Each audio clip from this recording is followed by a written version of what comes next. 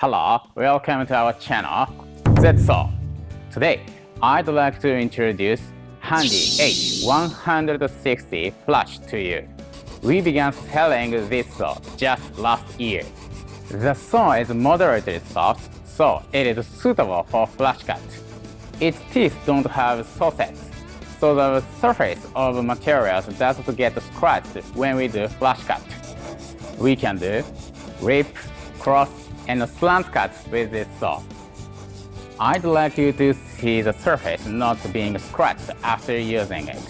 When you use it, please make the blade bend a little and press it lightly so that it doesn't float on the material. When it floats on the material, you can't cut the wood well.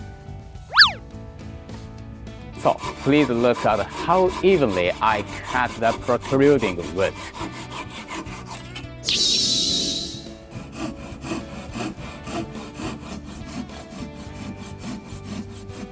I'd like you to use this saw.